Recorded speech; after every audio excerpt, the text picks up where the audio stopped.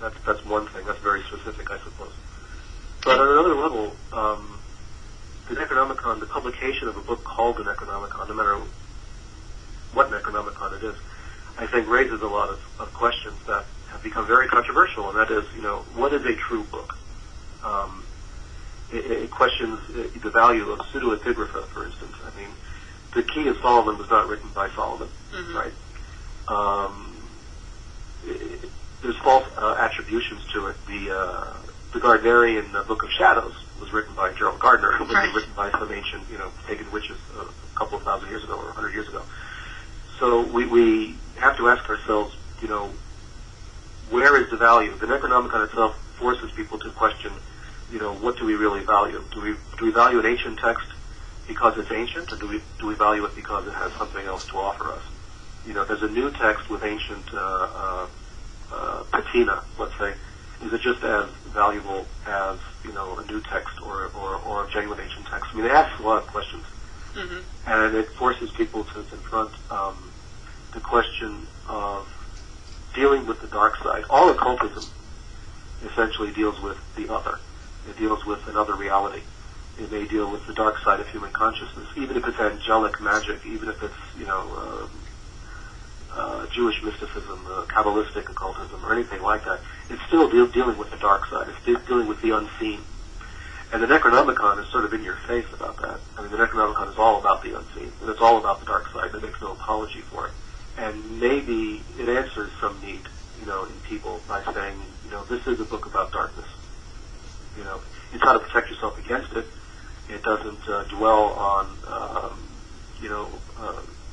forming pacts, with Satan or something. It's not like that.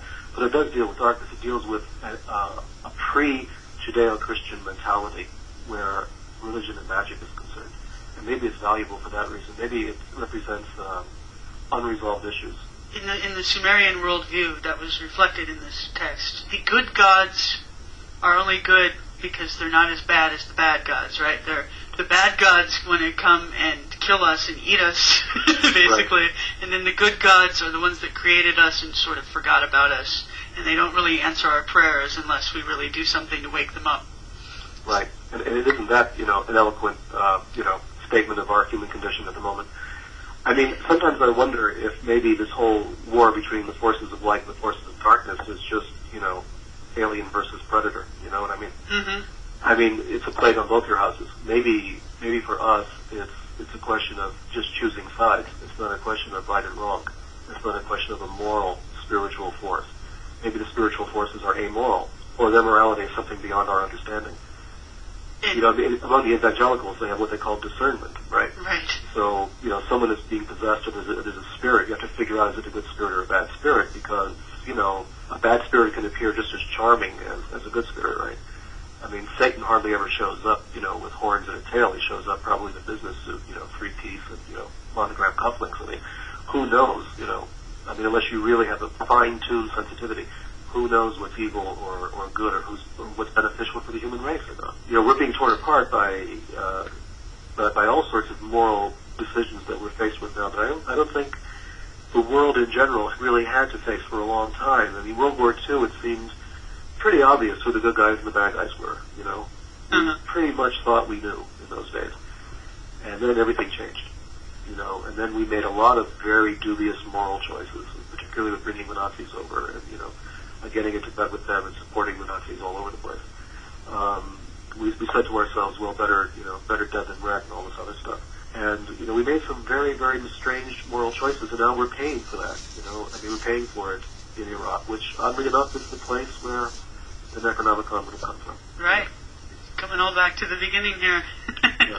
You mentioned something that basically is the note you ended on in your book series. You were talking about the influence of sinister forces throughout the American history, and you ended by saying that America basically made a pact with the devil when they decided to bring in Nazi scientists after World War II, and that what you refer to as a spirit of fascism has been possessing the United States ever since then, that we've been permanently cursed because of this. Is that a fair representation of what you were saying?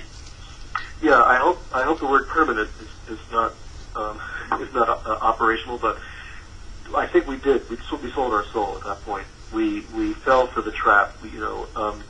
These were people who were responsible for some of the most horrific crimes humanity has ever known.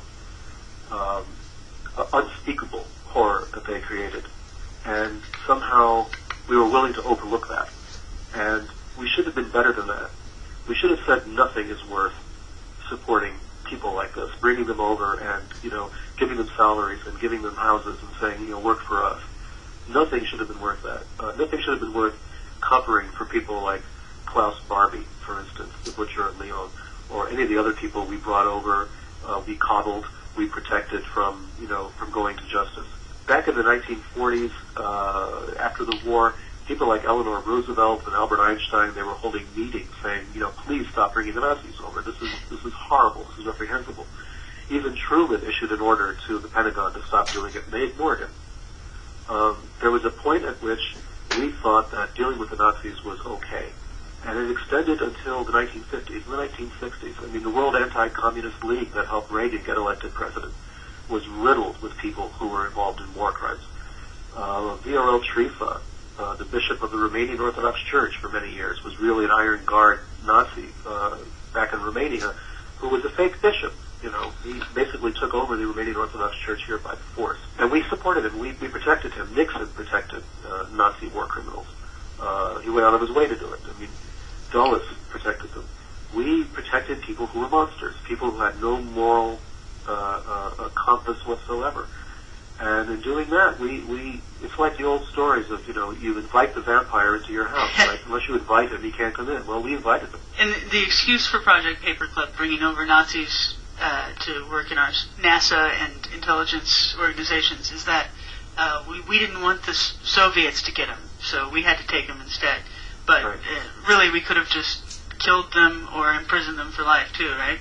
Of course. I mean, it wasn't a question of either or, If we had captured these Nazi scientists, then we could capture them and make them stand trial and send them to prison. The Russians wouldn't have gotten them. Well, I have to agree with you there. And I think it's time that we bring this marathon interview to an end. But I thank you very much for your cooperation. As you know, I love your work, and I would recommend to anyone Unholy Alliance and Sinister Forces, Volumes 1, 2, and 3. And for that matter, the Necronomicon. And he has a website. Go ahead with your... Yes, it's www.sinisterforces.info, I-N-F-O. All right, thanks, Peter. Talk to you later. Thank you very much, Tracy. All right, that was Peter Levenda. I hope you enjoyed my conversation with him. We're about to say goodbye here at PlusUltra. As always, I would like to thank Kevin L. Thompson of Iota Alpha Omega for the theme song, and Brian Albert for designing the PlusUltra coat of arms. And for every episode of the PlusUltra podcast, I will always remind you that my views which I express are not necessarily shared by our guests, our contributors, or our advertisers, and of course their views are not necessarily shared by me. Today's bumper music was brought to you by Luke the Wizard from Slovenia. You can find his music in the Kavi Collective Archive at kahvi.org. That's kahvi.org. Right now I'm going to play for you a song by the band Kether. That's Kether. You can find them on MySpace. They've got a new single out now about the mystery of Rennes-le-Chateau. It's called Walking on Gold, and it features a clip culled from a TV interview I did in 1998. They sampled me saying the words Vatican Conspiracy. So here it is, Walking on Gold by Kether. Until next time, don't be afraid to venture beyond.